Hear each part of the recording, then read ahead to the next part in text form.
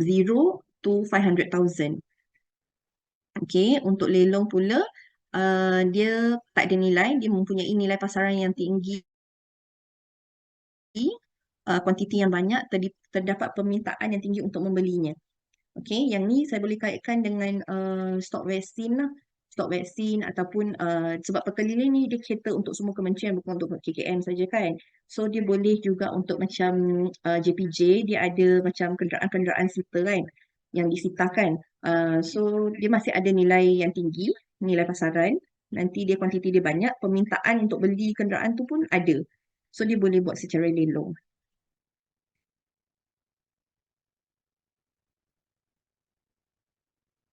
Perlu tengok apa aset tersebut puan.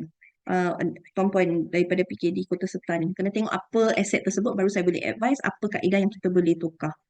Okay. So untuk tender ni dia perlu dipelawa bagi nilai semasa aset secara aggregatenya melebihi 500,000 lah. Okay, dan kita ada dokumen yang berkaitan QPA 24, 25, 26. Okay, kenyataan tawaran tender ni adalah apa yang kita nak tawarkan kepada orang, and then bila petender masuk dia akan isi borang ni lah QPA 25, and then jadual tender pelupusan ni adalah pemenang, siapa adalah petender yang menang. Okay, kita perlu nyatakan pada QPA 26. Okay, ni yang biasa kita frequently use lah. Sebab harga yang dipelawa bagi nilai semasa satu aset secara aggregatenya tidak melebihi 500,000 pada satu masa. Okay, so ini saya rasa tuan-puan pun familiar, QPA 27, 28, 29. Okay, kenyataan tawaran sebut harga sama juga. Information apa yang kita nak jual pada tawaran sebut harga ni, kita nyatakan pada QPA 27. Lepas tu penyebut harga dia masuk gunakan QPA 28. Dan pemenang kita akan nyatakan pada QPA 29. Okay, so sebab harga ni biasa kita pelawa kepada at least 5 syarikat atau orang perseorangan lah. Okay, untuk sisa kita hanya boleh pelawa kepada syarikat. Okay, tak boleh bagi kepada orang perseorangan lah. Right, then untuk sisa juga dia perlu ada perlu daftar dengan MOF dan ada permit beli barang lusuh. Okay, dia setiap kaedah tu dia punya terms and condition tu berbeza lah. And then QPA 27 seperti yang saya cakap tadi, apa yang kita nak jual, kita perlu persebarkan secara meluas lah melalui postmaster ke papan kenyataan ataupun memo kepada bahagian-bahagian ataupun apa pun jabatan atau unit-unit di PTJ tuan-puan, okey, ataupun apa pejabat kerajaan di sekitar, okay, yang close to PTJ tuan-puan lah. Okay, then ini sama tadi 28, penyebut harga akan gunalah untuk masuk sebut harga tawaran sebut harga.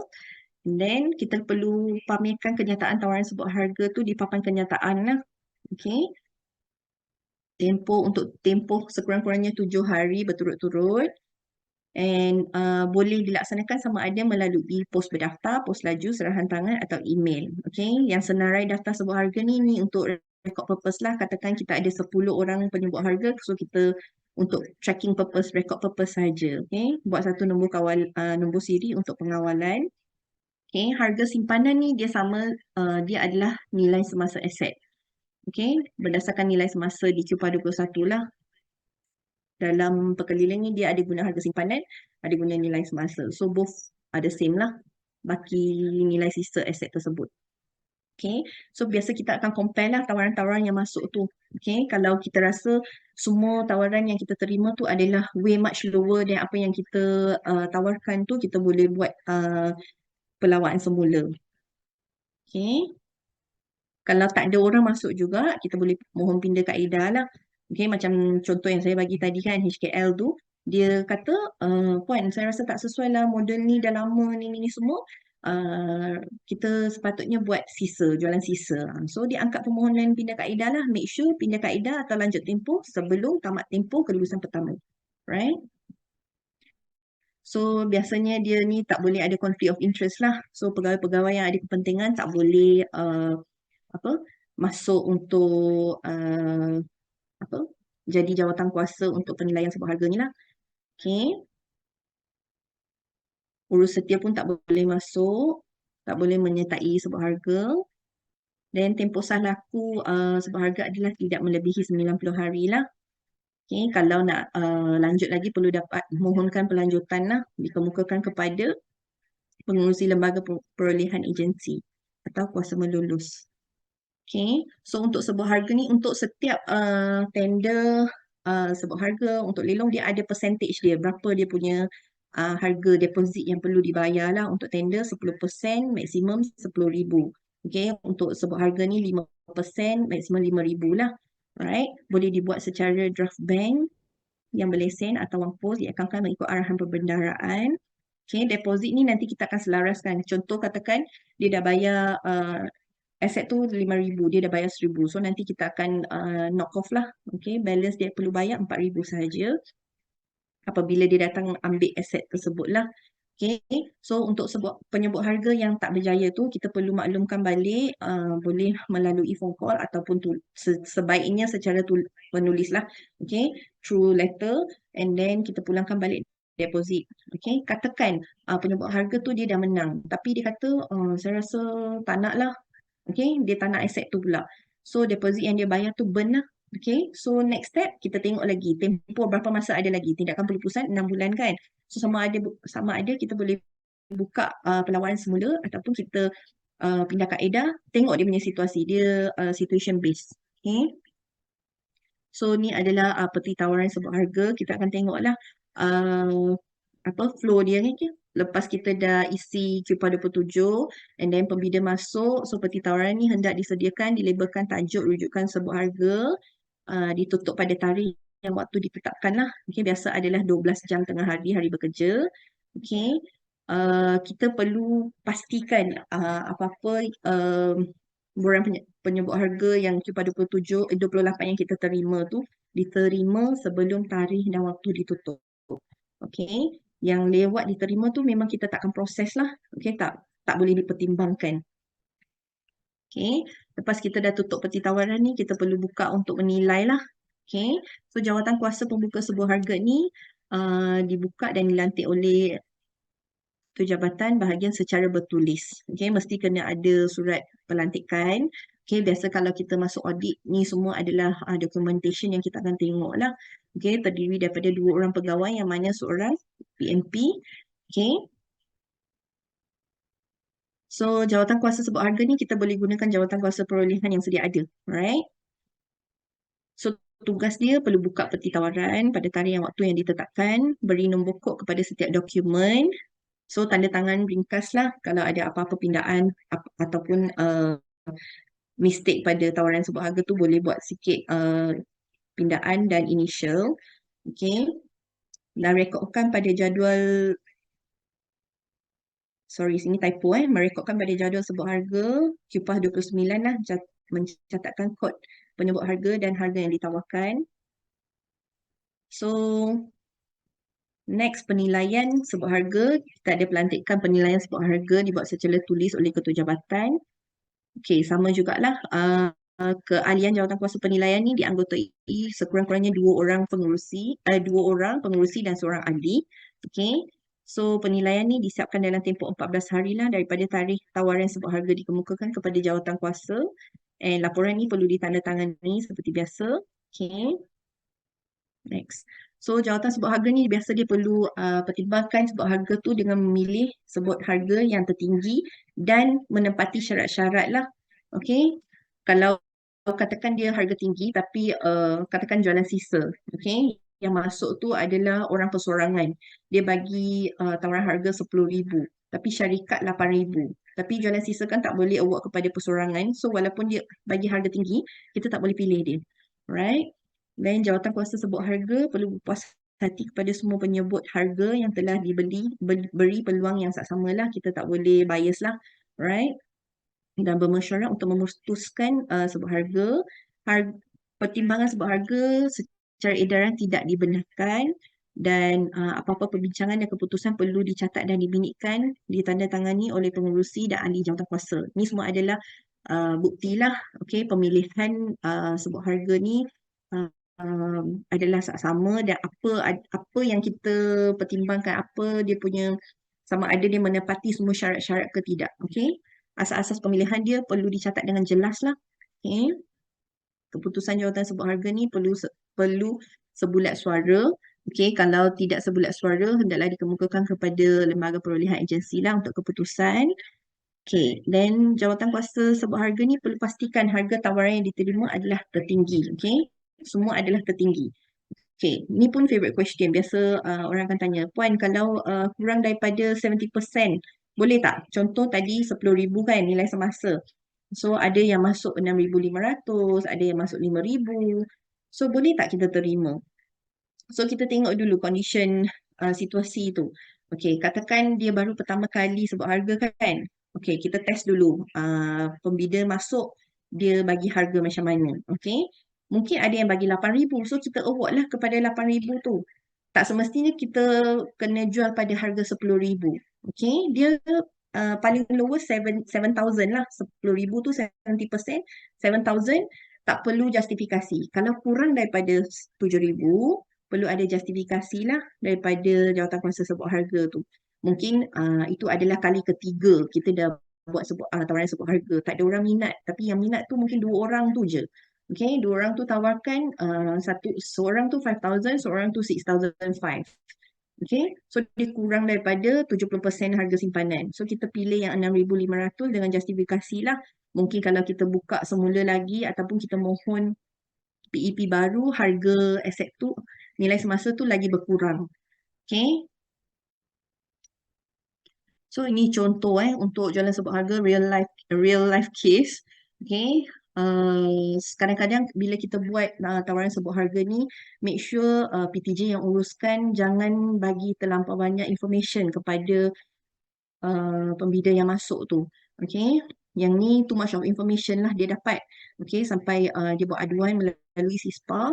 So kita pun ada check lah semua documentation. At this point of time, semua documentation daripada kita kelulusan diberikan apa CUPA 27, 28, 29, apa jawatan kuasa punya minit, semualah kita akan filter setiap satu item, setiap satu dokumen. Make sure tak ada apa pelanggaran syarat atau peraturan lah. Okay. So tengok dia ambil inisiatif. So make sure bila sebuah harga tu dah close, kita pun take action accordingly lah. Kita keluarkan surat untuk yang tak berjaya kita maklumkan, pulangkan balik deposit. Yang berjaya kita keluarkan surat minta datang ambil kenderaan dalam tempoh yang ditetapkan. Okay. And then apa lagi? Jangan disclose too much of information. Information tu sebaiknya kita disclose pada CUPA 29 je. Okay, nyatakan dekat papan kenyataan ke, postmaster ke, boleh. Right? Tapi dekat papan kenyataan mesti kena tampal satu.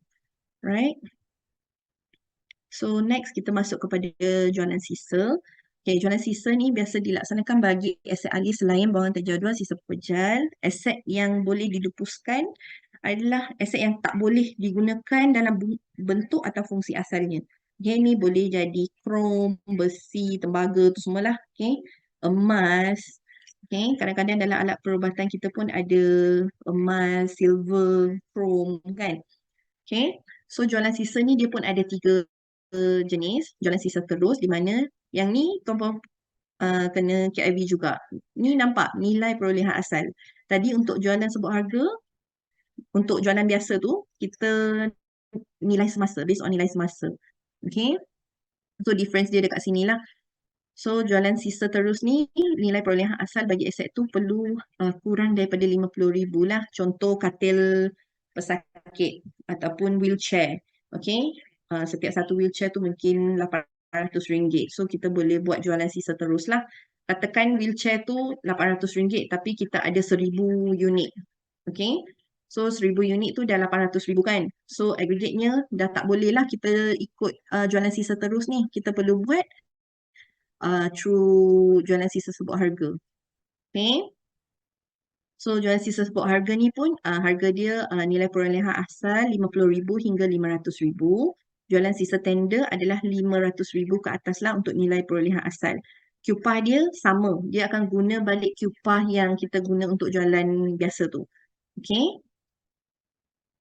So untuk jualan sisa terus ni kita buat kajian pasaran, dapatkan 3 tawaran harga daripada syarikat yang berdaftar dengan MOF dalam bidang membeli barang lusuh lah, punya perlu ada permit. Okay, yang untuk jualan sisa terus ni dia pemilihan syarikat adalah keputusan terus dapat pertimbangan atau kelulusan ketua jabatan saja. Okay, untuk jualan sisa sebuah harga pula, sekurang-kurangnya 5 syarikat tempatan lah yang berdaftar dengan MOF dalam kod bidang beli barang lusuh.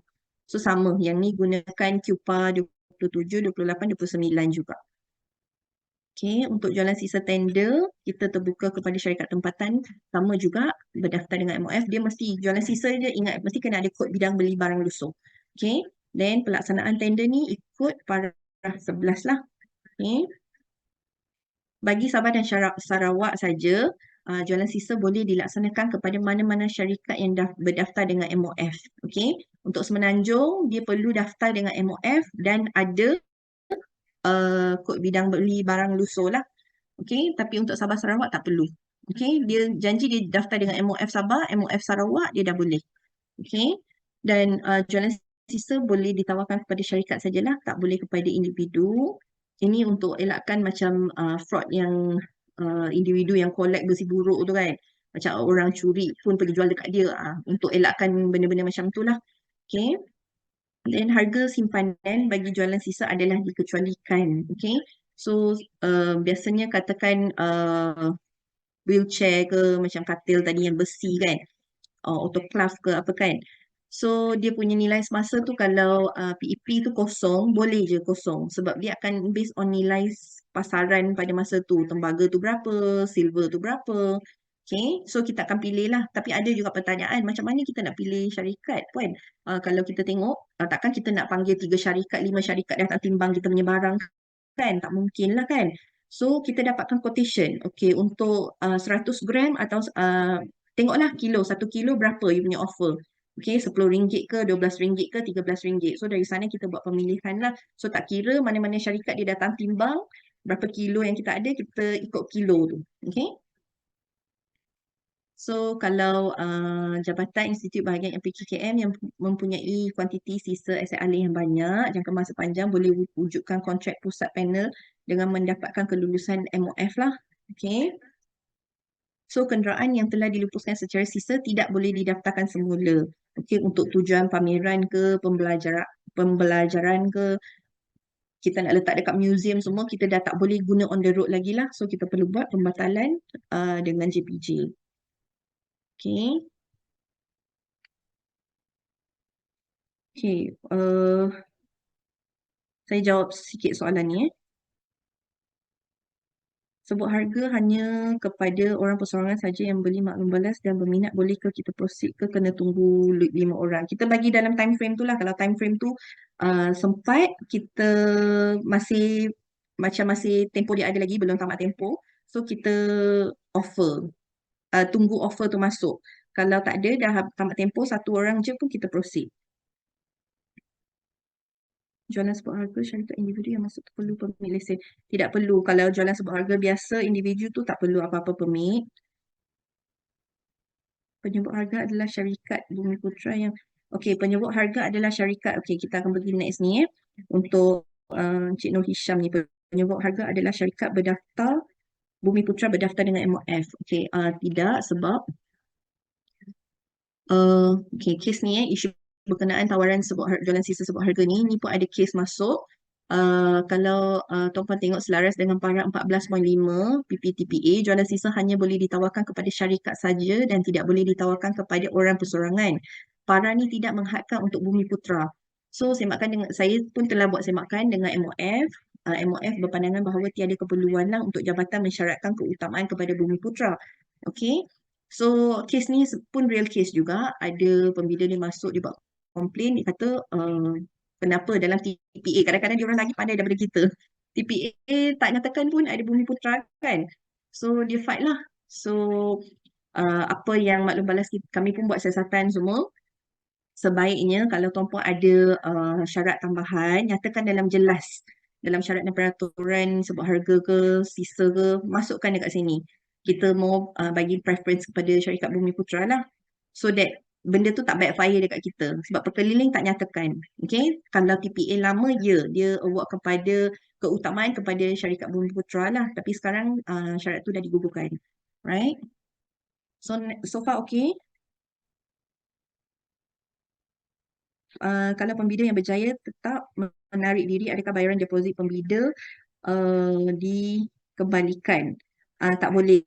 Okay, kalau deposit dia tarik balik, dia memang burn lah. Okay, pemadam api perluasan secara jualan sisa pun. Okay, tengok kuantiti. Kalau kuantiti banyak, sebab harga lah. Kalau kurang daripada 50,000 aggregate-nya, kita boleh jualan terus lah. Jualan sisa terus. Okay, kita take 5 sebelum kita ke kaedah tukar tukar Selain kenderaan, apakah contoh-contoh aset yang pernah dilupus? Nanti kita akan go into it, point sharing, right? Kita take 5 dulu.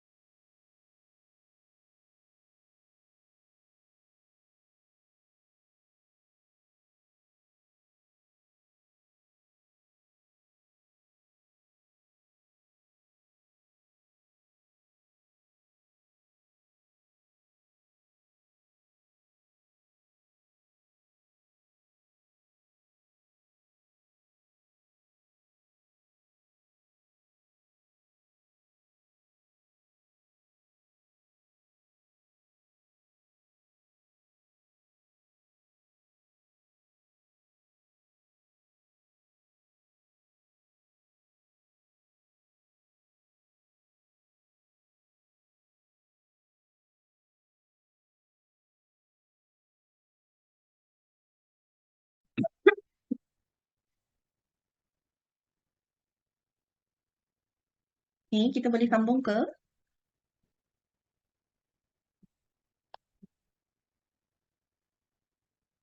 Alright. So, tadi kembali kepada soalan Puan Cherry Selain kenderaan, apakah contoh-contoh aset yang pernah dilupuskan secara jualan sebuah harga? Jualan sebuah harga ni dia boleh alatan perubatan yang masih ada value, kita boleh jual apa-apa aset yang masih ada resale value dan ada pihak yang berminat, kita boleh buat jualan sebuah harga pun.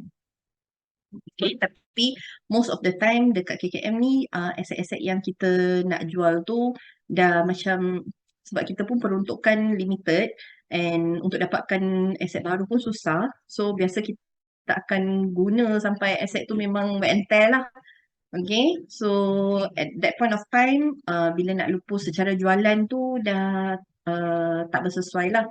Okay, so most of the time kita akan alatan perubatan kita akan buat e-waste. Okay, aset yang diterima, aset yang kelulusan MOF ke, bagaimana cara permohonan pelupusan, adakah PTJ hantar terus kepada MOF ke, macam mana? QPA 21 tu siapa yang uruskan? Okey, untuk permohonan ke MOF semua adalah melalui bahagian perolehan dan pesertaan melalui UPA kita. Okey, kementerian lah. So PTJ perlu hantar kepada JKN, JKN angkat kepada KKM, KKM akan angkat kepada MOF. PTJ tak boleh direct kepada MOF. Hari tu masa saya pergi mesyuarat kat MOF tu pun kami dah kena tegur lah. Banyak permohonan yang direct kepada MOF. Alright. So untuk dental chair ni, kaedah yang betul adalah secara e-waste. Tapi untuk kelulusan kementerian, biasa semua kami akan tulislah overall lupus secara e-waste tapi bahagian besi pada dental chair tu akan lupus secara sisa bila dicerai-ceraikan tu. Right? So next kita move on to tukar. Okay, kaedah tukar ni ada 3. Tukar barang, tukar beli dan tukar ganti. Okay, tukar barang ni tuan-puan ingat je, dia macam dalam warranty period. Kita beli apa-apa aset, even our own kan. Kalau dalam warranty period, kita get one-to-one change. So sama je dia punya senario dekat sini. Pertukaran aset sama jenis atau berbeza atau tukarkan aset alih kepada perkhidmatan. Okay, katakan dia tak meet kita punya requirement. Apa yang dia nak tukarkan tu kita tak nak. Okay, so boleh change in term of perkhidmatan lah. Okay, tukar beli adalah something kita ni macam trade. Uh, kita ada kereta, kita nak jual, kita nak beli kereta baru. Okay, tukar beli. Ni mesti ada peruntukan untuk tukar beli ni. Dia mesti ada peruntukan kelulusan daripada ketua jabatan lah. Untuk kaedah tukar barang dan tukar beli ni mesti ada justifikasi. Kenapa kita nak buat tukar tu. Right? So, third one adalah tukar ganti. Aset alih yang tidak ekonomi dibaki. Tapi komponen-komponen aset ni boleh dikeluarkan, dipasangkan kepada aset lain. So kita go in detail kaedah tukar barang ni pertukaran aset alih perkhidmatan adalah berasaskan nilai terbaik lah. So kita dah bayar untuk pembelian pertama tu, kita tak nak libatkan apa-apa kos tambahan lah. Okay, make sure apa yang kita tukar tu kita tak incur further cost and nilai aset tu hendaklah dianggap oleh pihak pakar dalam bidang berkenaan. Pertukaran aset ni perlu mengikut keperluan sebenar lah. Tak boleh sesuka hati. Macam saya cakap tadi perlu ada justifikasi. Okay, biasa aset untuk tukar barang perkhidmatan ni kita masih ada kontrak ataupun warranty period dengan pembekal. Okay, dan bagi justifikasi lah untuk tukar barang. Next, untuk tukar beli ni pula, dia boleh tukar sama jenis, okay, ataupun aset lama dikeluarkan sebelum gantinya dipasang. Okay, contoh tukar beli ni, kenderaan, dia dah rosak, engine. Okay, so engine kita boleh belilah instead of beli the whole kereta, kita beli engine saja, kita nak ganti kan. Kita boleh guna kaedah tukar beli.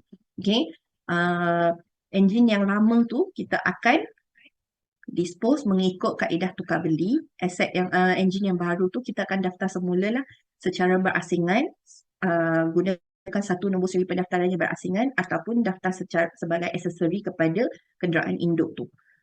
Nombor siri pendaftaran induk kenderaan tu. Okay, penggantian aset alih hendaklah disahkan oleh Jabatan Teknikal macam kenderaan tadi kan involve of engine kan. So kita perlu pakar lah untuk check balik sama ada working ke tidak. Okay, harga jualan dirunding antara kementerian jabatan dengan pembekal lah. Nilai semasa ditaksir oleh Jabatan Teknikal medical mengikut nilai pasaran. Ni pun tukar beli perlu ada peruntukan lah sebab kita nak top up untuk beli dapatkan sesuatu kan. So, cadangan jualan secara tukar beli hendaklah dimasukkan sebagai syarat dalam dokumen pelawaan tender sebab harga dan juga perjanjian kontrak lah.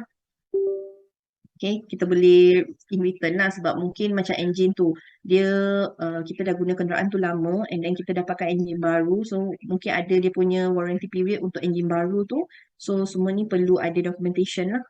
Okay, next kita ada tukar ganti. Tukar ganti ni biasanya komponen kenderaan ataupun perkakasan komputer lah dikeluarkan dipasangkan sebagai alat atau komponen ganti bagi kenderaan atau perkakasan lain.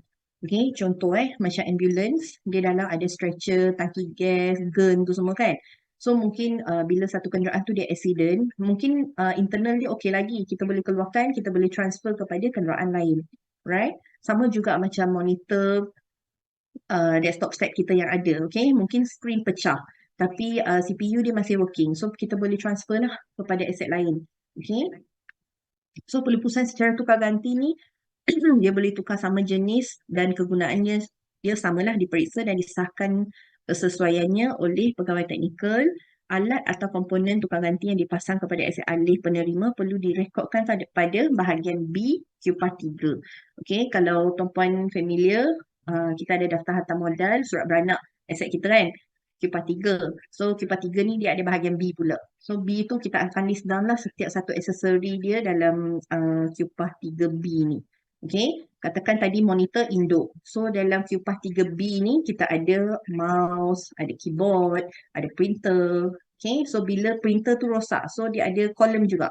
Kita boleh nak lepuskan ke, kita nak tambahkan printer baru kepada monitor baru, monitor lama ni ke. Dia boleh buat dia punya kemaskini pada QPAR 3B. Okay, so aset yang ditukar ganti hendaklah disimpan sementara sebelum dipasang kepada peralatan lain lah. Okay, so satu senarai ini berasingan off record lah hendaklah disediakan bagi tujuan rekod. Okay.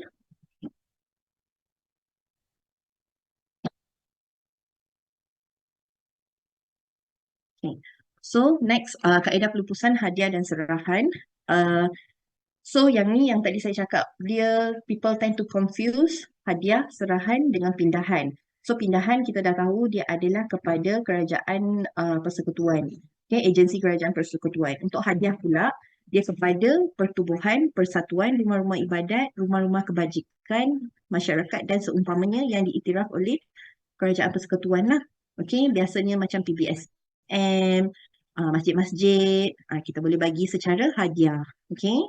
Untuk serahan pula, kita boleh bagi kepada kerajaan negeri, pihak berkuasa tempatan, badan berkanun, kumpulan sasaran seperti petani, penternak, nelayan, syarikat konsesi. So syarikat penyelenggaraan ni bukan syarikat konsesi sajalah, apa-apa syarikat yang kita masih bond tu, macam kita ada kontrak. Okay? So macam katakan ada PTJ, dia ada kontrak untuk peralatan perkakasan komputer kan. Ada kontrak dengan satu syarikat. So itu pun kalau tadi kan saya ada bagi situasi sama ada tanggungjawab pelepasan tu e-waste ataupun serahan kan. Okay, dalam kontrak itu akan nyatakan siapa punya tanggungjawab. Kalau tanggungjawab syarikat selenggara tu kita buat serahan lah. Okay. So untuk hadiah dan serahan ni dia perlu dilaksanakan berasaskan keperluan permohonan. Okay, kalau tak ada permohonan untuk hadiah dan serahan ni, takkan kita nak pergi wawarkan, oh kita ada aset, kita nak bagi semua orang. Kita takkan buat macam tu kan. Mesti kena ada orang minta. Okay, mungkin PBSM dia kekurangan peralatan perubatan ataupun kenderaan. So dia boleh mohon lah. Okay. Satu soalan nak tanya. Siapa kita punya kumpulan sasaran di KKM?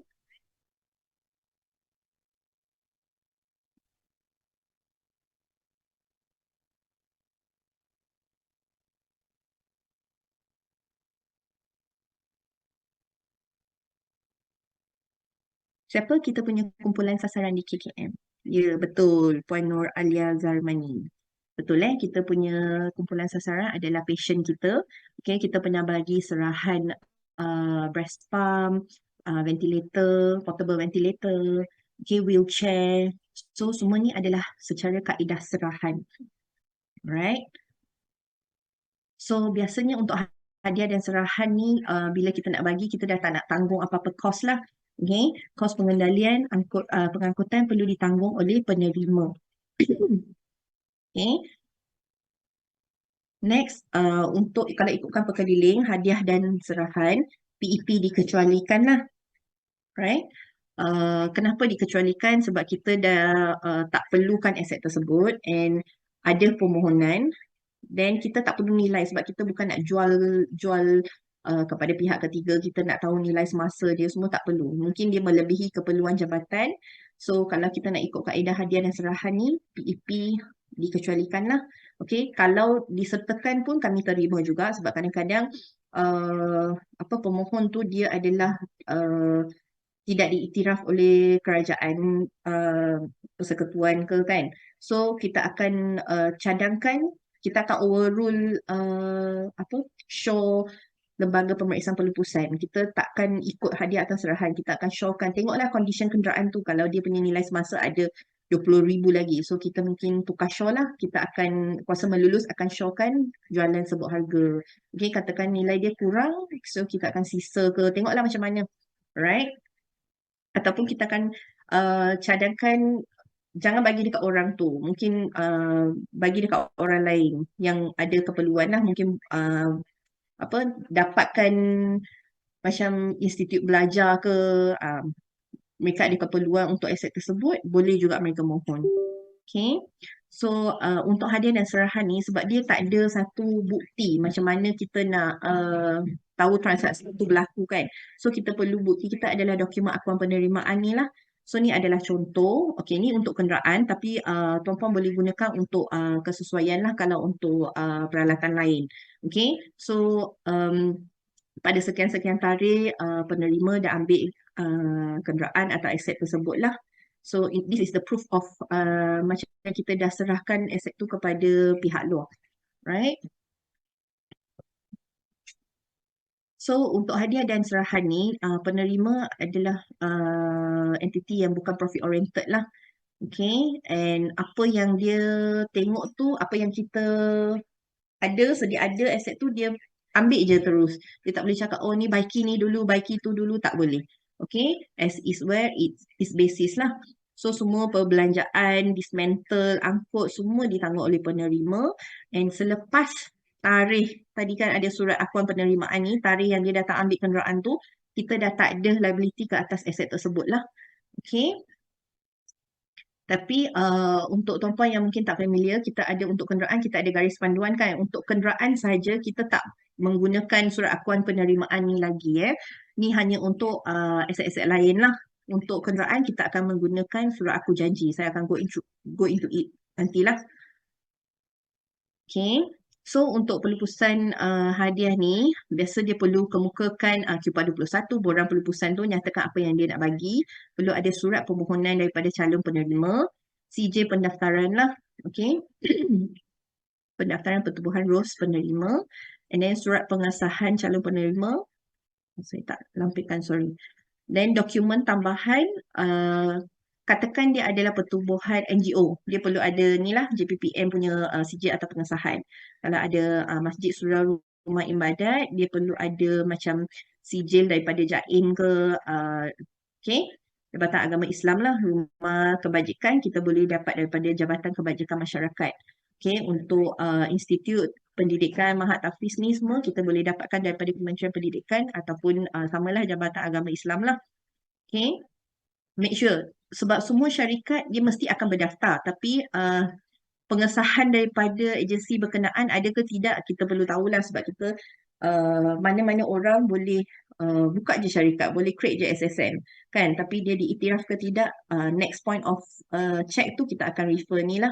Sebab ada juga kita, kalau tuan-puan tahu macam kita ada petrol station, ada surau kan, dia mungkin dia ada SSM tapi dia tak ada registered one. Okay, takut kita dia guna untuk tujuan berlainan, dia dah mohon, dia dah dapat aset yang dia nak tapi dia guna illegal punya benda lah. Okay, untuk tujuan yang tak baik. Okay, next kita ada e-waste, aset di bawah jadual Pertama, peraturan-peraturan kualiti alam sekeliling buangan terjadual. So, e-waste, electronical waste. So, ni adalah contoh-contoh. Okay. Dan dalam e-waste punya topik ni pula kita ada sisa pepejal lah. Okay. Apa-apa bahan sekerap atau benda lebihan yang tidak dikehendaki atau keluaran yang ditolak yang timbul daripada penggunaan apa-apa proses. Apa-apa benda yang dikehendaki dilupus sudah pecah, lusuh, tercemar atau selainnya rosak. Apa-apa bahan lain yang mengikut akta ni atau mana-mana undang bertulis lain dikehendaki oleh pihak berkuasa yang dilupuskan. Okey. Macam mercury tadi, boleh sisa pepejal, vaksin. Okey, sisa pepejal. Apa lagi? Apa-apa yang reagent boleh sisa pepejal lah. Right? So untuk e-waste ni biasa pun orang confuse sama ada dia ada people dah fix. Kalau e-waste je kita kena incur cost. Dia bukan macam tu. Okay, electronical waste ni dia ada two way lah. Sama ada kita incur cost, kita pun boleh dapat hasil daripada e-waste ni. Kadang-kadang kita jual alatan perubatan kita yang besar macam x-ray machine, fluoroskopi tu semua kan. Dalam tu dia ada silver, gold yang kita boleh buat duit. Okay, so kita selalu sarankanlah PTJ untuk jangan terus main option kita, especially hospital-hospital lah yang ada syarikat konsesi. Sebab syarikat konsesi ni dia ada offer juga servis di mana dia akan carikan syarikat and then dia akan ambil 5%. Betul? Dalam kontrak dia kan? So on the dot kita dah rugi dah 5%. Okay, tuan-puan sebenarnya boleh pergi register di JAS punya website, create, ikutlah dia ada step by step macam mana kita nak jadi user, and then kita boleh filter. Kalau kita dah tahu aset tu alat perubatan, kita kena guna coding apa, then dia ada senarai syarikat-syarikat yang boleh kendalikan e-waste untuk alatan perubatan kita. Okay, then dari sana, tuan pun boleh dapatkanlah quotation yang paling harga paling tinggi untuk aset-aset tuan-puan. Okay, tak semestinya semua pelupusan adalah kos. Okay, dia ada juga hasil kepada kerajaan. Ada juga ni just sharing lah. Pernah satu syarikat dia datang, dia kata dia nak macam monopoli KKM punya ni. Sebab dia peralatan perubatan ni boleh sebenarnya boleh buat duit walaupun dia dah macam tempoh penggunaan dia dah 30 tahun, 25 tahun. Okay, dalam dia yang krom, besi, gold, semua ni boleh buat duit. Okay, so bila syarikat ni datang, kita pun quite attracted lah dengan proposal dia. Tapi sebab ada syarat yang kita tak boleh buat rundingan terus kan. So kita tak proceed lah dengan angkat proposal dia kepada MOF untuk rundingan terus. Okay, so saya cuma nak enlighten tuan-puan, kalau ada e-waste ni, kita jangan restrict, terus gunakan syarikat konsesi. Okay, kita buat sikit kerja, servis sikit, sebab end of the day kita dah buat hard work tu banyak kan, macam daripada angkat paper pergi berkan aset tu, buat Q421, dapatkan pengesahan daripada pihak-pihak berkenaan, and then end of the day, kita kena keluarkan duit lagi. Saya perlu praise lah, ambil kesempatan ni, praise macam JKN Kelantan, dia pernah ambil inisiatif tu. Dia cakap, puan, saya buat susah-susah ni. Syarikat yang daftar dengan JAS ni, ambil RM50 je. Yang satu lagi syarikat berdaftar dengan JAS, 50 dengan 500. So, nampak tak dia punya different tu? Kan? So, depends lah dekat tuan-puan. Sebenarnya masing-masing punya effort lah. Saya boleh cakap sebab kita pun tak boleh force. Kena tengok praktis dekat tempat tuan-puan juga. Okay, so next. So untuk pelupusan e-waste ni, dia biasanya fall under SW110 lah. Buangan daripada pemasangan electrical. Sebenarnya dalam JAS punya website ni, tuan-puan boleh tengok apa yang sesuai dengan tuan-puan punya disposal tu, e-waste. Okay. Next, kita ada pelupusan secara musnah. Biasa pelupusan secara musnah ni adalah pilihan terakhir lah setelah semua kaedah jualan, hadiah dan sebagainya tidak sesuai digunakan. Okay. Last choice of disposal. Okay. Kaedah-kaedah dia musnah. Kita perlu determine sama ada dia perlu ditanam, dibakar, dibuang, ditenggelam, diletup, diledak, dilebur. Okay, sebelum ni MOF tak specifically macam instruct kita lah dalam borang 21 tu, Lupa 21 perlu nyatakan dengan jelas. Cuma kita perlu nyatakan pelupusan secara musnah dah. Tapi sekarang dia nak in detail. Secara apa? Dibuang ke? Musnah secara ditanam ke? Okay? So, tuan-puan perlu nyatakan dengan jelas. Okay, so untuk pelupusan musnah ni, dia perlu dapatkan kelulusan pemusnahan daripada PBT, JAS, Jabatan Laut, kalau nak tenggelamkan benda dalam laut ke apa kan.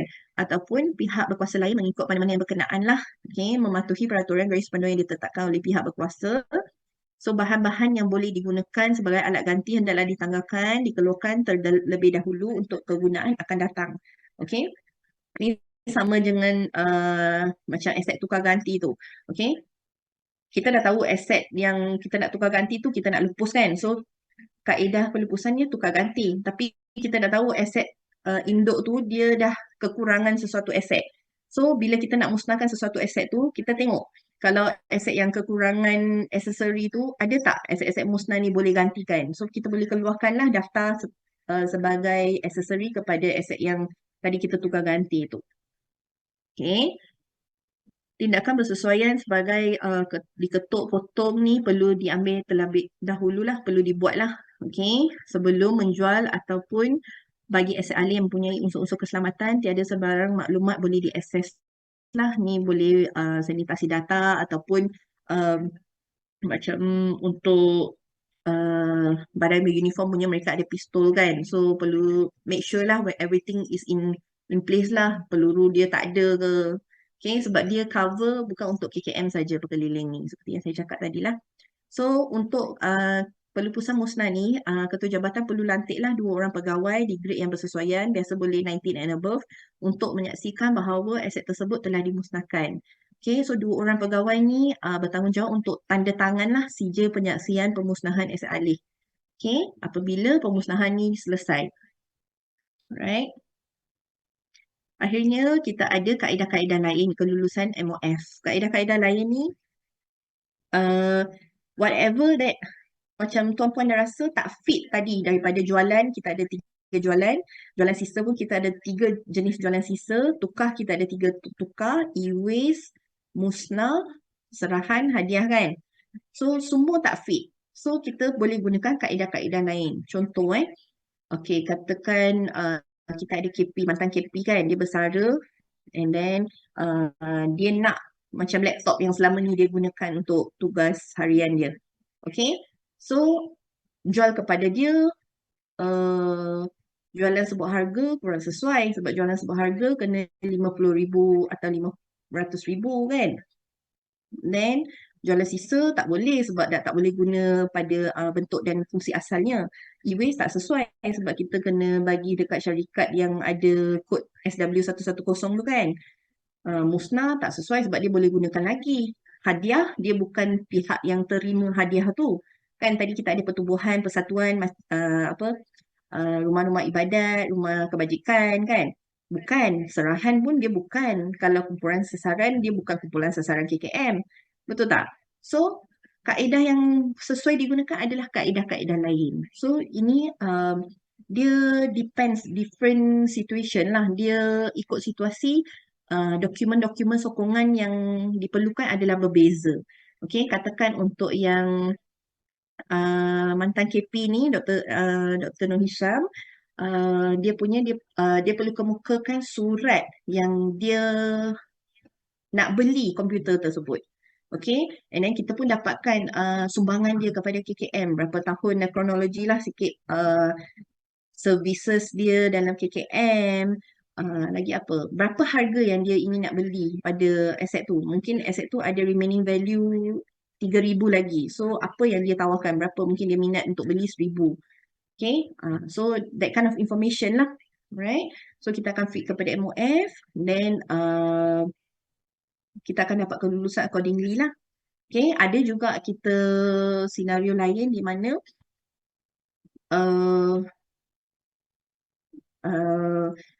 pengurusan tinggi juga nak beli barang tapi dah tukar kementerian. Okay, so kita pun angkat kaedah-kaedah lain. So bila angkat kaedah-kaedah lain ni, permohonan tersebut di reject sebab bila tukar kementerian, kita ada kaedah pindahan aset, betul? So, kaedah pindahan aset adalah pindahkan aset kepada agensi kerajaan persekutuan lain. So, MOF kata cadangan dia adalah buat pindahan aset, right? So ni ada kita juga ada stok-stok ataupun alatan perubatan kita sumbang kepada luar negara. Okay, dia tak sesuai gunakan pelupusan yang lain. Okay, stok macam hari tu tempoh hari kita ada bagi ubat dekat Palestin, kita pernah bagi sumbangan dekat Sri Lanka, Bangladesh. So semua kena guna angkat menggunakan kaedah-kaedah lain ni.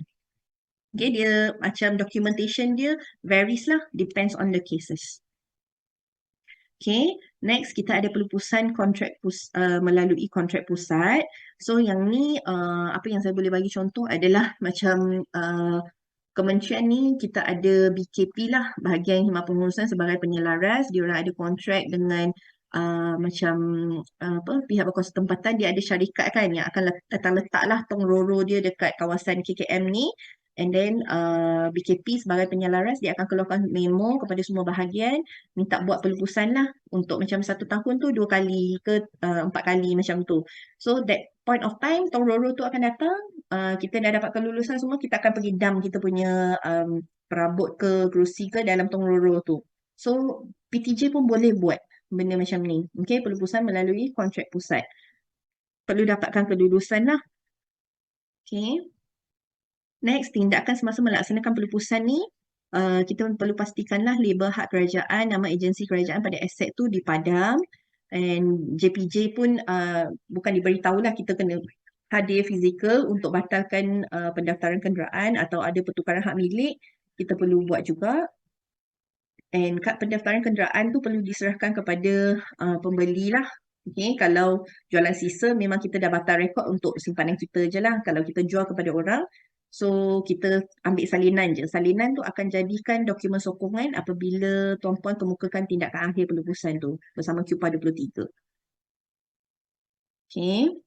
So, sijil pelupusan aset alih QPA 23 disediakan dan dikemukakan kepada kuasa melulus bersama dokumen-dokumen berikutlah, resit, macam untuk hadiah dan serahan tu kita ada surat akuan penerimaan kaedah penerimaan kan.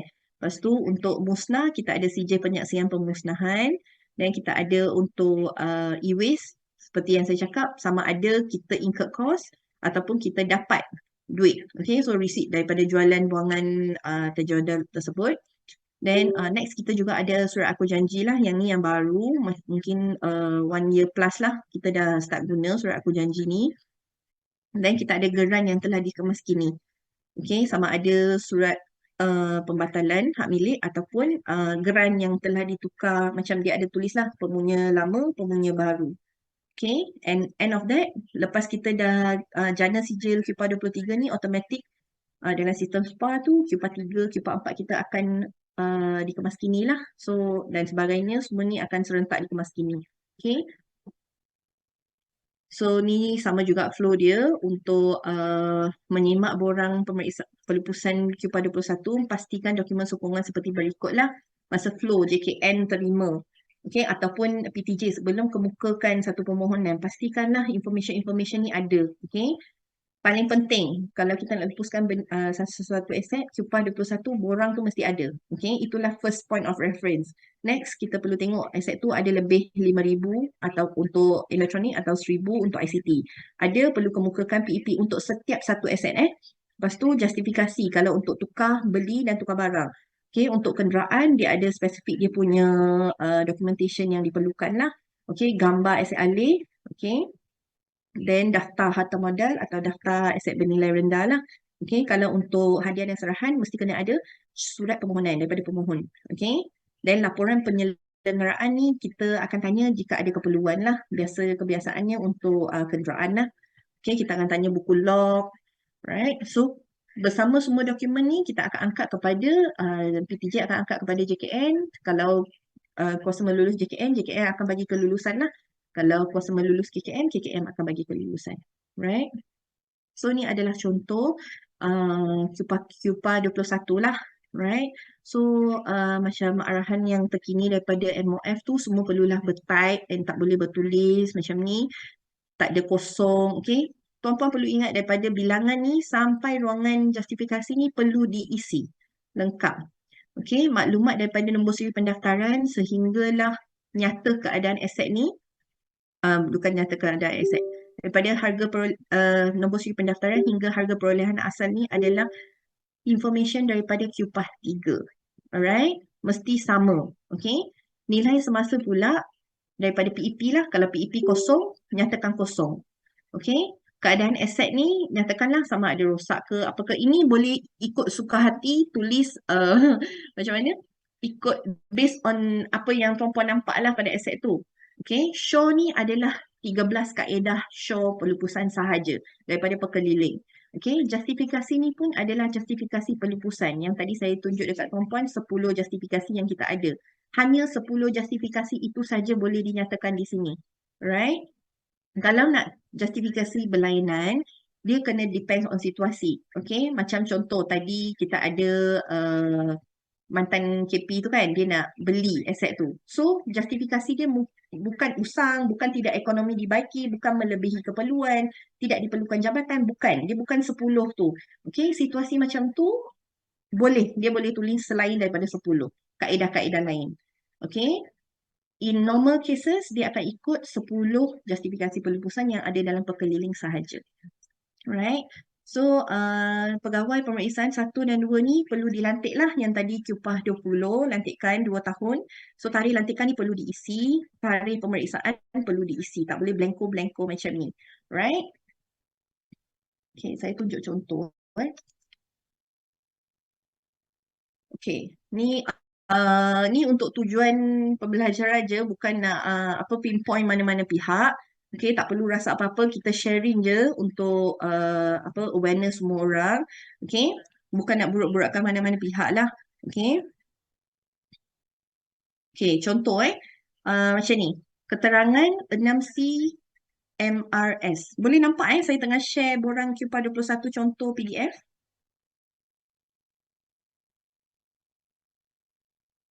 Okay.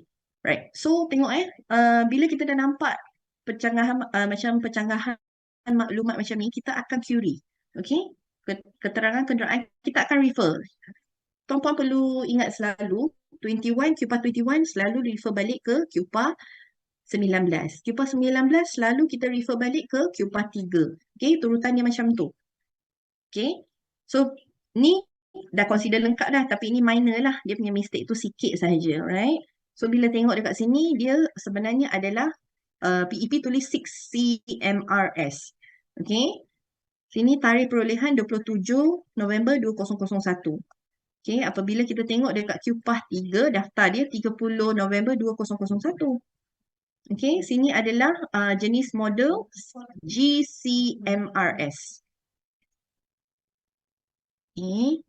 Nampak dekat sini nama model GCMRS.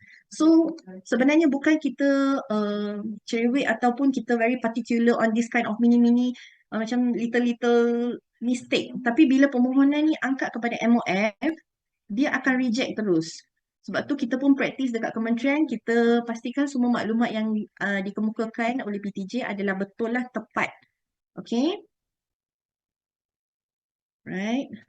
Contoh lagi, ni pun samalah in term of tarikh perolehan yang salah. Okay. Then kita ada, sekejap Right.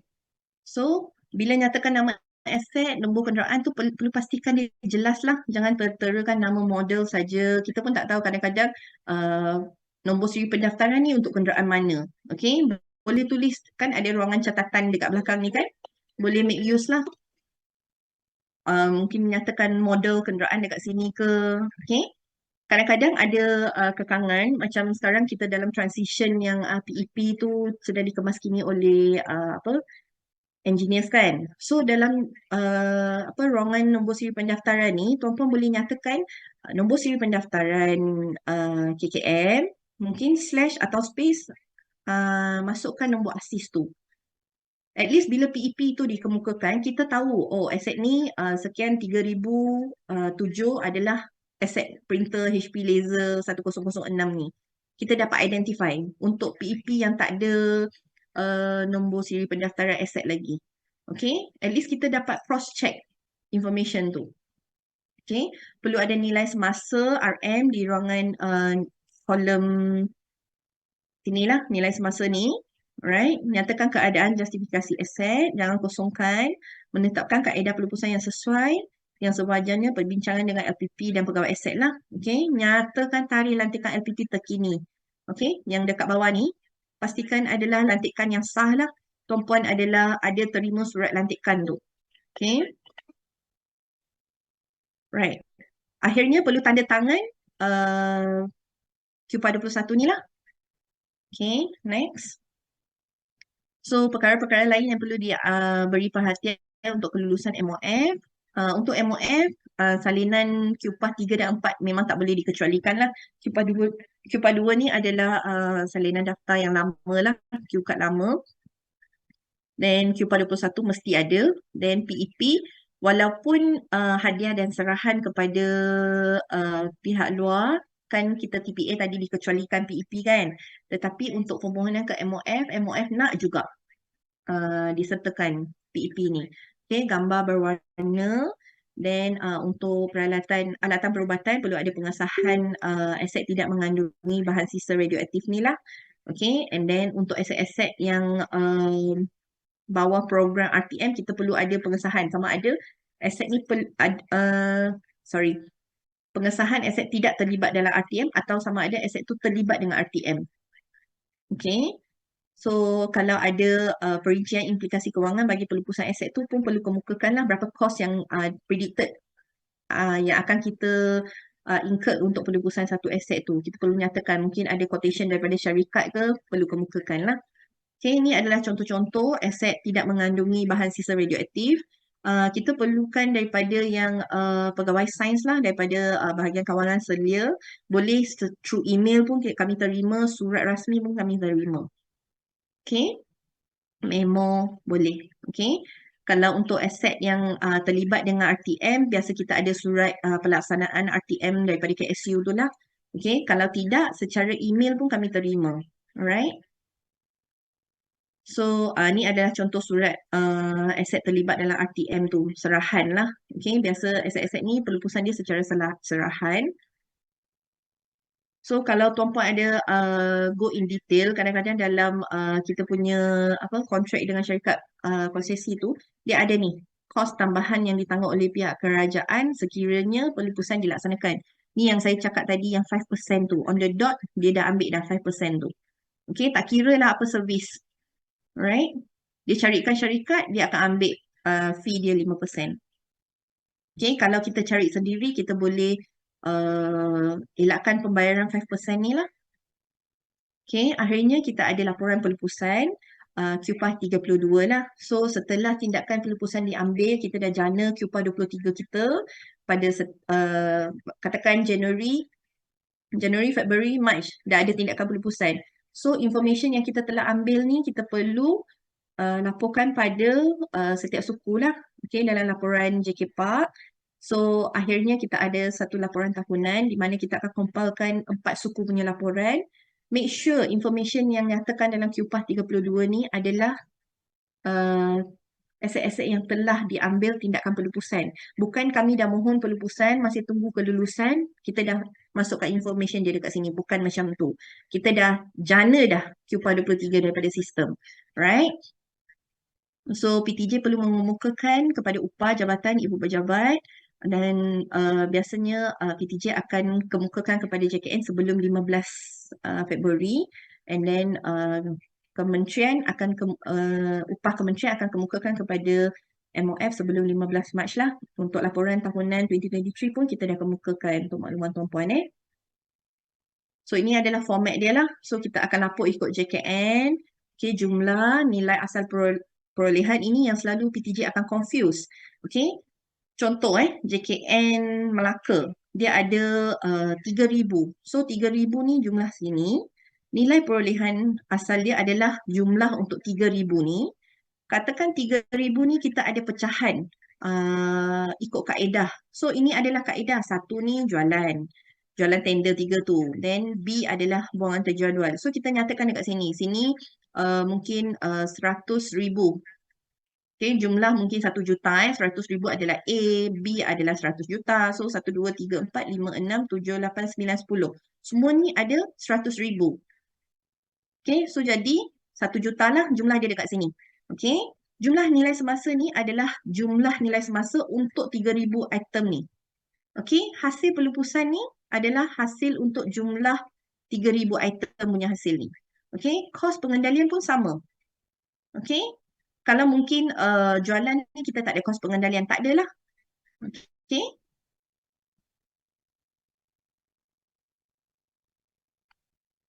okay. Semakan yang terkini masih terdapatlah perbezaan maklumat antara laporan JK Park peringkat KKM suku 1 dan 1 hingga 4 berbanding dengan laporan tahunan pelupusan aset alih yang dikemukakan oleh Jabatan, Institut dan Bahagian IPKKM. So, please take note lah kalau ada sebarang pindaan pada laporan, mistake, semua ni perlu diminitkan dalam mesyuarat JK Park. So, kalau Tuan Puan sekadar hantar untuk pemakluman, memang dia tak diminitkan di mana-mana. So, figure tu kami tak boleh pegang pun semasa kita angkat untuk laporan tahunan kepada MOF lah. Okay. So, kita memang dah ada keluarkan lah email kepada 8 ke 10 JKN atau institusi bahagian IPKKM yang terlibat berkenaan perkara ni lah. Okay, so ini pun sama juga carta alih pelupusan aset alih sama. Macam tadi saya go through dengan Tuan Puan lah, kena pasti aset tu, dapatkan PEP, lengkapkan QPA21. Okay. Dan kita buat LPP ni perlu sign lah QPA21 ni dan kemukakan kepada kuasa melulus. Kalau information complete kita proceed lah. Kalau tak complete kita kembalikan kepada PTJ pemohon. Okay. Then akhirnya kita laksanakan ikut tindakan atau kaedah yang diluluskan. Dan kita sediakan QPA23 dan kita kemas kini QPA34 sistem. Right. So sebelum kita continue, saya jawab sikit soalan dulu.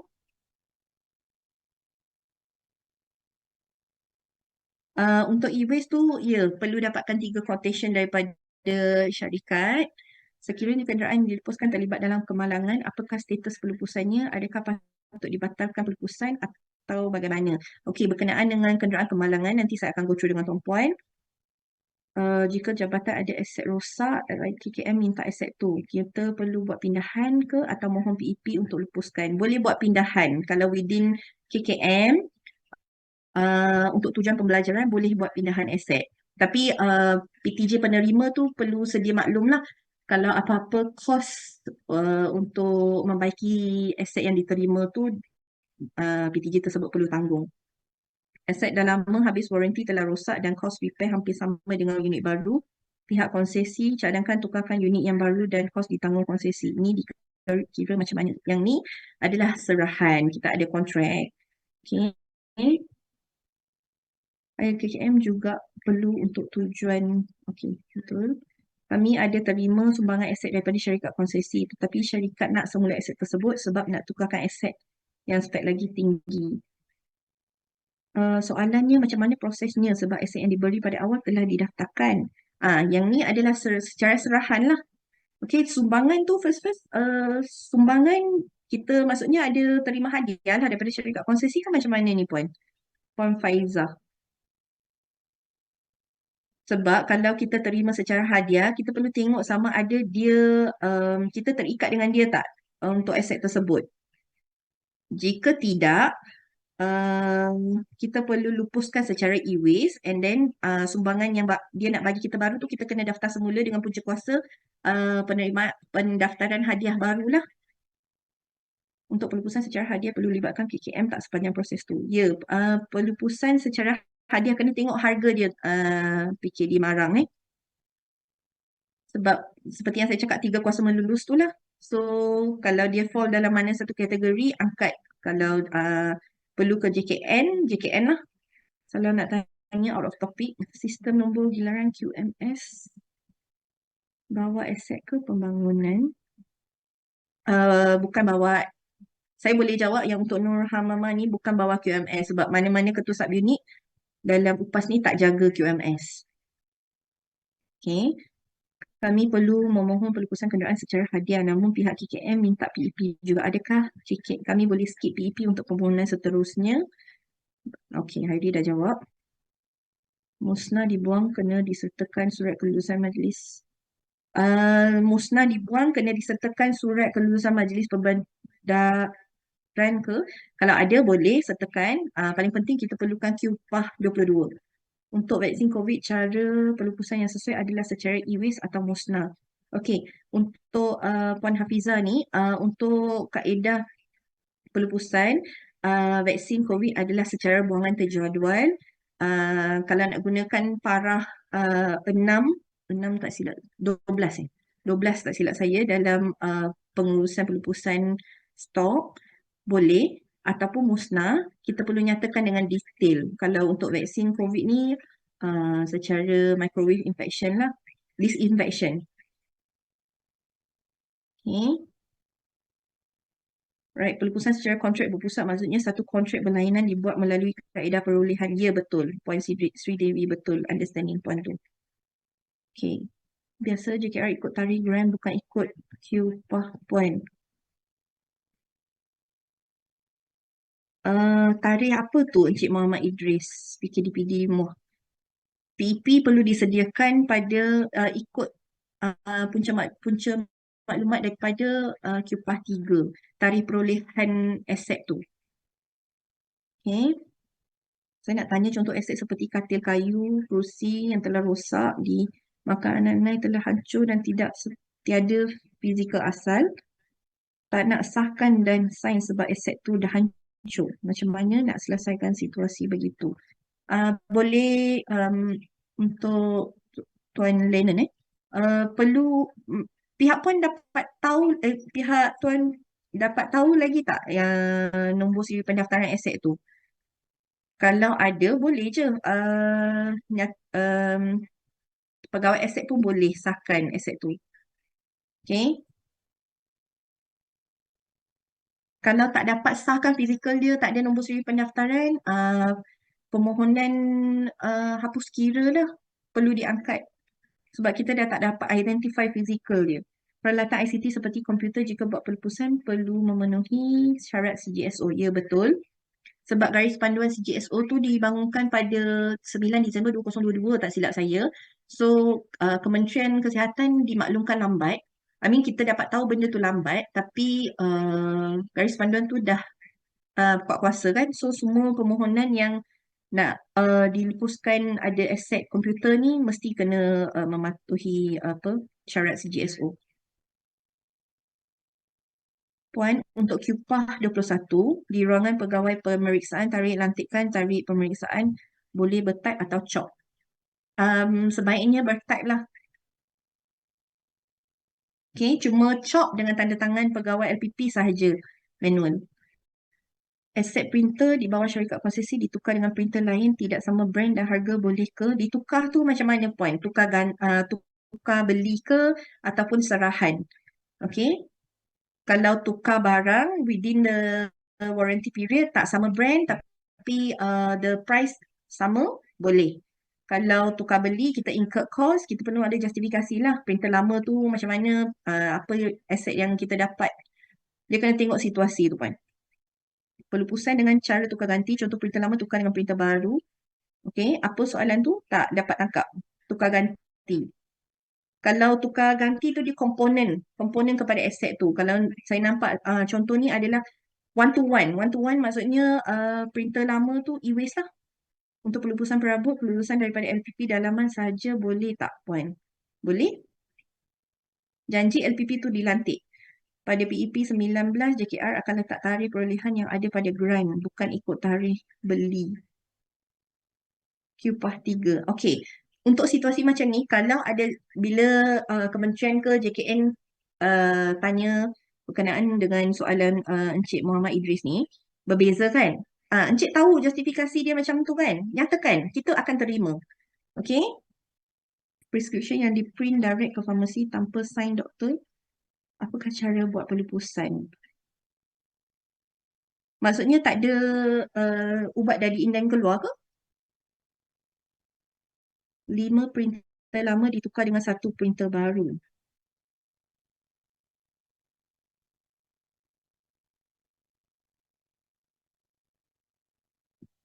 Ditukarkan dengan satu printer baru. Printer baru ni beli ke ataupun syarikat punya kontrak? Dia ambil yang lama, dia tukar dengan satu. Puan, PTJ saya ada terima surat mengenai PEP yang menyatakan PTJ boleh sediakan PEP secara manual. Apakah maksud PTJ bertype mengikut butiran walaupun butiran aset dalam ASIS tak sama? Tidak. Untuk hospital seat ni, Puan perlu dapatkan information daripada engineers lah. Mesti kena sama. Sebab takut nanti kalau audit masuk, PEP di sistem ASIS dan PEP yang disediakan manual ni tak bersama. Bukan sama. Puan untuk kelulusan komputer, mana yang perlu dilakukan dahulu? Dapat kelulusan PEP dahulu atau dia boleh serentak Encik Muhammad Hazrul. Dia boleh serentak masa kita apply PEP, dia flow dia macam ni. Kena pasti aset nak lupuskan, dapatkan PEP, dapatkan sanitasi data dulu. Okey, kenapa dia ada confusion dapatkan kelulusan dulu baru sanitasi data? Sebab KKM dimaklumkan kemudian. Kita tahu yang ada apa existence of the garis panduan sanitasi data tu kemudian after 1 year.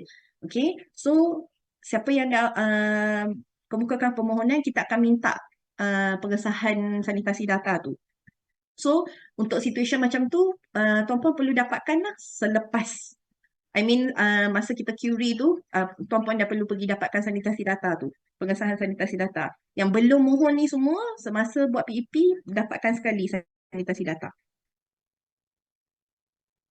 Okay, right. So kita take 5 dulu sebelum kita proceed.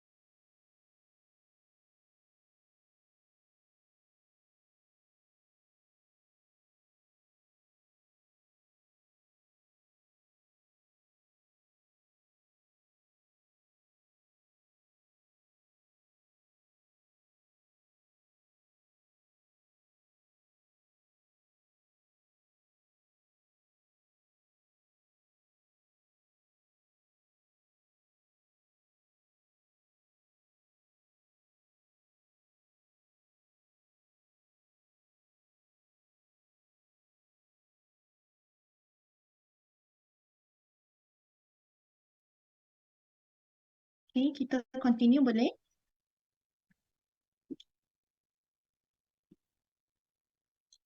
Alright. So next kita mungkin tuan-puan pun dah sedia maklum kita ada senarai semak penebusan aset kerajaan. Selepas perbincangan dengan MOF, kami pun dah keluarkanlah senarai semak ni untuk so that semua permohonan kita tak macam banyak query, okay? Kita tak pulangkan banyak. Tapi dengan KKM dengan MOF, kalau dokumen tak lengkap memang kena reject Kita punya permohonan dah tak ada, tak boleh dibincang, bawa bincang. Tapi masih kita bagi kelonggaran lah KKM dengan PTJ KKM. Kita query lah, bagi query 3 kali. Sebelum ni tak ada kawalan, so file tu akan dekat meja kita, bertimbun lah dekat meja kita. So itu pun kami dah buat kawalan dalam KKM. Satu permohonan query 3 kali sahaja. Okay. First time kita terima permohonan tak lengkap, kita akan query kali pertama and kita bagi tempoh 1 minggu untuk revert. Kalau tak ada apa-apa update, kita ada bagi peringatan mesra pertama and then kita bagi satu lagi minggu tempoh. Kalau tak ada lagi reply, kita bagi peringatan terakhir lah. Okay, so peringatan terakhir ni kalau tak dapat reply juga, kita akan kembalikan semula permohonan tersebut kepada PTJ lah. So PTJ perlu kemukakan permohonan baru. Kita akan batalkan permohonan, kira tak proses lah. Right? So saya rasa senarai semak ni cukup lengkap and from time to time kalau ada syarat baru ke apa, kita akan, dia memang live pada ada satu link. So capaian tu telah diberikan kepada semua pegawai aset dan JKN UPAS PTJ UPAS di Institut HKL dan JKN ada capaian lah kepada senarai semak ni. Okay, so tuan-puan setiap kali kalau nak buat permohonan ke apa, boleh je masuk dalam print senarai semak ni sebelum kemukakan lah. So satu checklist lah.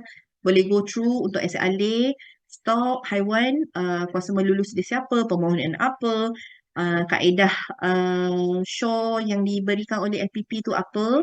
Kalau musnah perlu nyatakan dengan jelas musnah secara apa.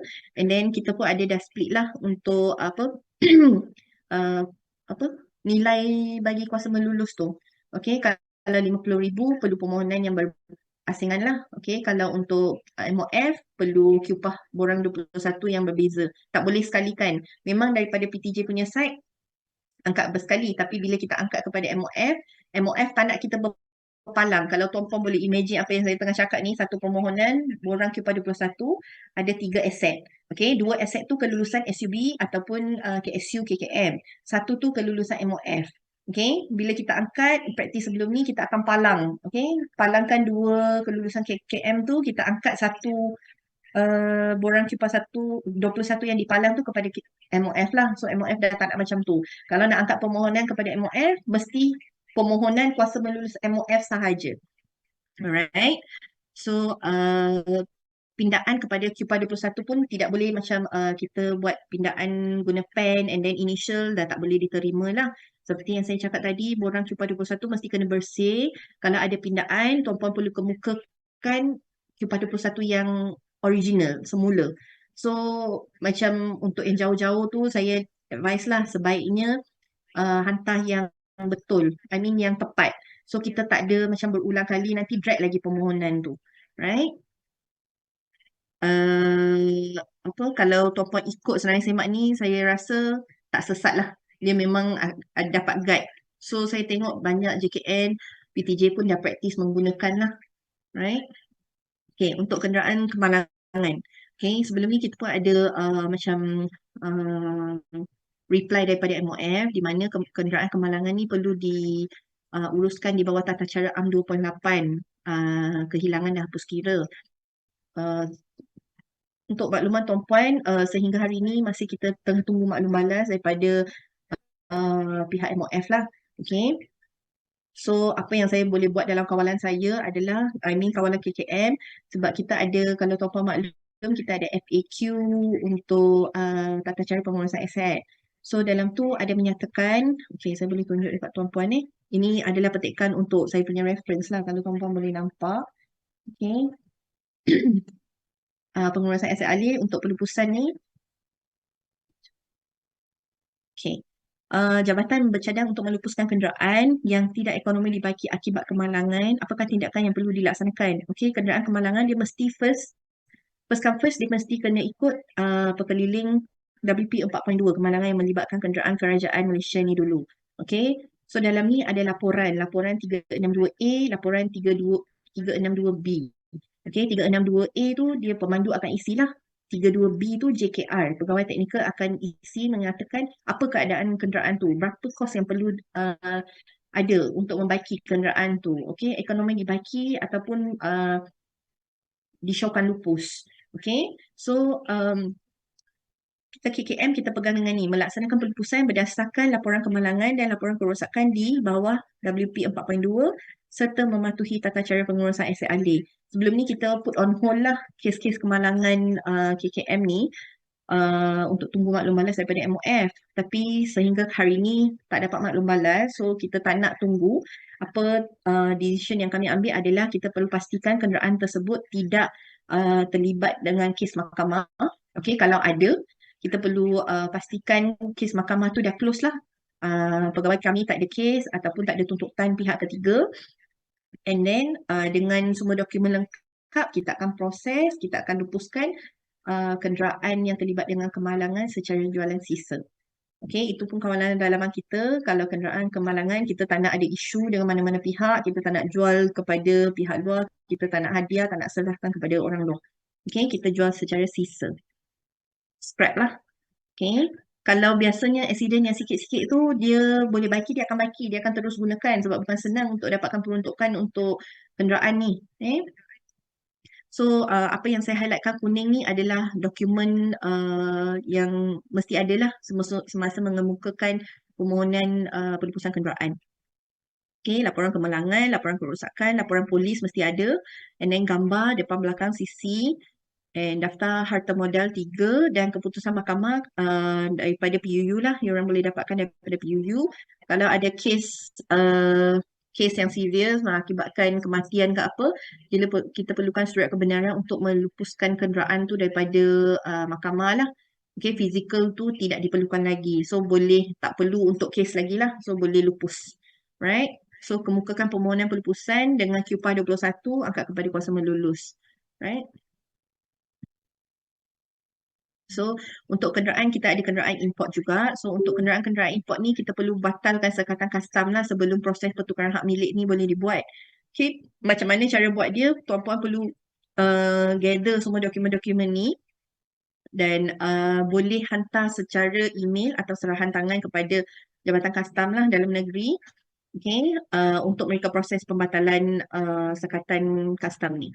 Okay, untuk tahu kenderaan tu import ke tidak, dalam geran tu ada nyatakanlah kenderaan import baru, cukai custom dikecualikan mesti disyarat sebelum boleh ditukar hak milik.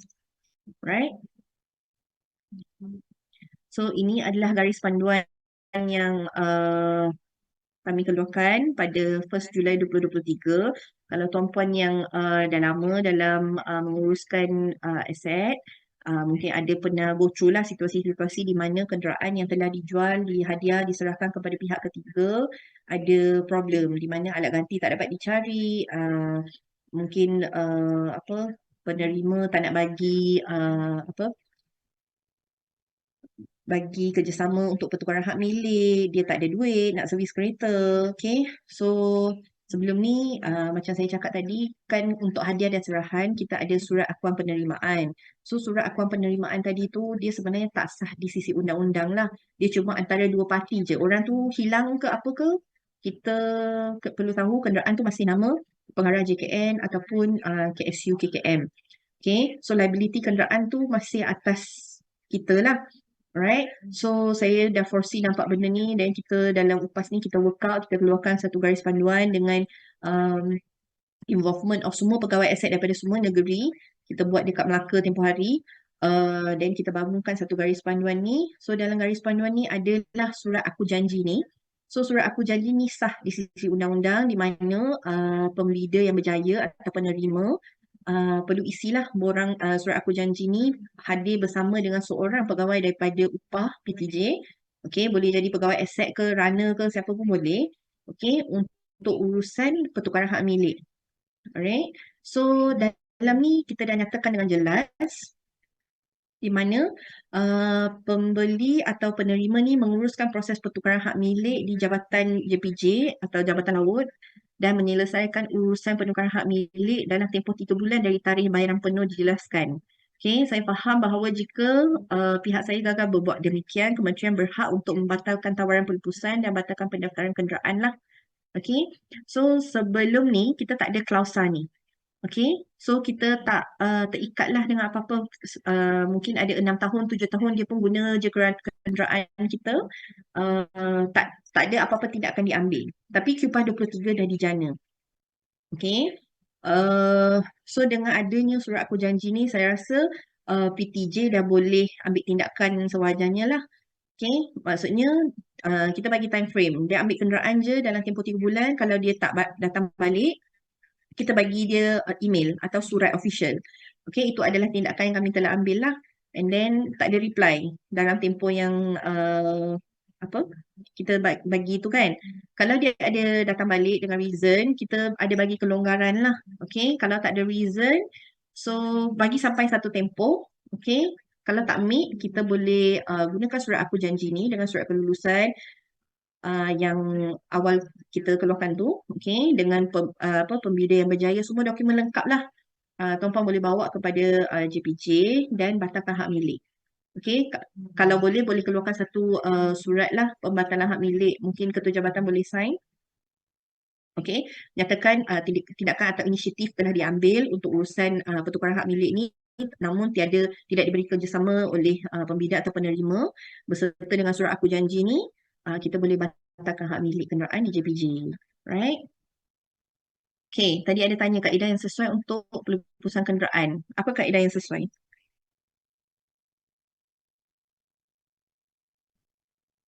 Tak boleh dengar ke?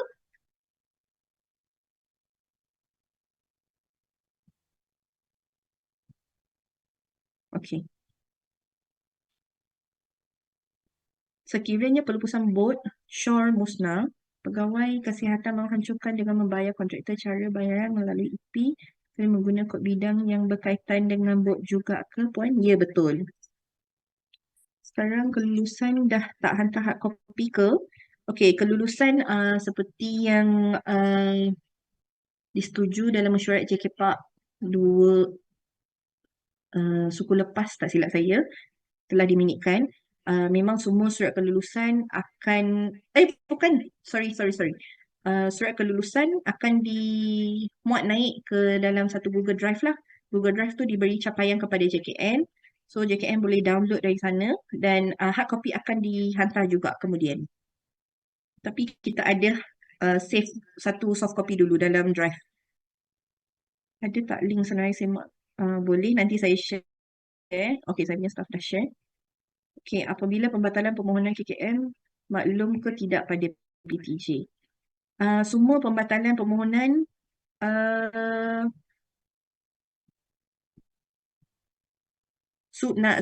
saya tak pasti yang ni.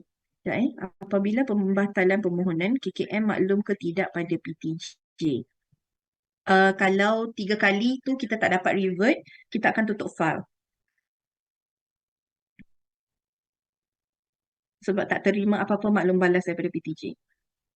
Macam mana nak sahkan kenderaan tu tiada kes mahkamah? Okey, ni Puan Cheng boleh cek dengan PUU lah. Okey, semua kes unit kenderaan di PTJ masing-masing akan ambil maklum sebab ada je kes kemalangan perlu maklum and then akan direct kepada PUU. So Puan boleh cek dengan unit kenderaan, minta mereka apa status kenderaan tu. Kenderaan dilepas dari PTJ lain diterima secara serahan digunakan untuk tujuan latihan, adakah diselenggara? Adakah boleh diselenggara bagi memenuhi tujuan? Tapi untuk tujuan latihan masih guna on the road ke dah batal hak milik tu di JPJ?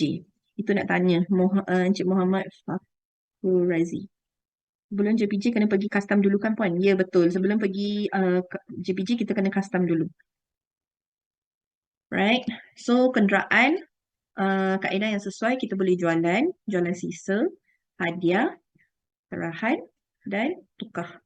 Okay, macam saya cakap tadi, komponen-komponen dalam kenderaan tu kita boleh keluar kan pasang kepada kenderaan lain lah, ataupun kita terima ambulans baru tapi ambulans tu mungkin ada problem ke apa, kita boleh tukar, okay, ataupun tukar beli, kita bagi ambulans lama, kita dapatkan ambulans baru. Okay, ada sedikit tayangan untuk tuan-puan.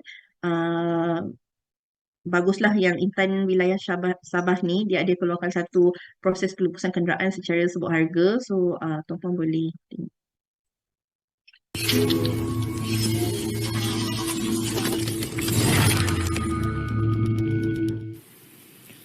Pelupusan kenderaan kerajaan secara sebut